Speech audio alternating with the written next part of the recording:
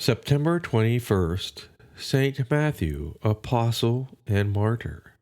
One day, as our Lord was walking by the Sea of Galilee, he saw, seated in his customs bureau, Levi the publican, whose business it was to collect the taxes from the people for their Roman masters. Jesus said to him, "Follow me."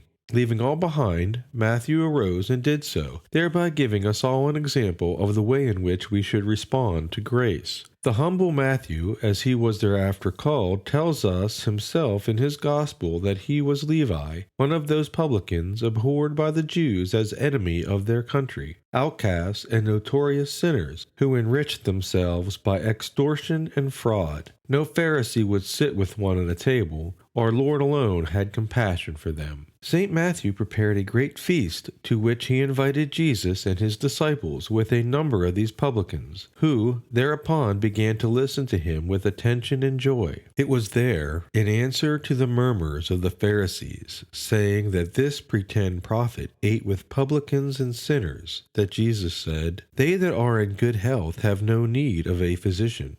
I have not come to call the just, but sinners to penance." After the Ascension, St. Matthew remained for over 10 years in Judea, writing his gospel there in about the year 44, to teach his countrymen that the kingdom of heaven had already been instigated, for Jesus was their true Lord and the King foretold by the prophets. He departed then to preach the faith in Egypt, and especially in Ethiopia, where he remained for 23 years. When he resurrected the son of the Ethiopian king who had received him, the miracle brought about the conversion of the royal house, and with them the entire province. The king's daughter consecrated herself solely to God with several other maidens. When a young powerful man wished to marry the king's daughter, who was beautiful, St. Matthew invited him to come listen to a discourse he was to make to the community of virgins to hear what he would have to say to them. The suitor eagerly came to listen to St. Matthew, as he thought he was going to convince the daughter to marry him. When the apostle extolled the state of virginity, the suitor became enraged and arranged to have him slain as he came from the altar. This is why St. Matthew is sometimes called the victim and martyr of holy virginity. It is said in the constitutions of Pope St. Clement that St. Matthew instituted holy water for protection of soul and body. The prayer he used for the purpose is reported in that document. The relics of St. Matthew were for many years in the city of Martyr in Ethiopia, where he suffered his martyrdom, but were transferred to Salerno in the year 954, where they remained sealed in a cave for over 100 years. St. Matthew is the patron saint of accountants, Salerno, Italy, bankers, tax collectors, perfumers, and civil servants.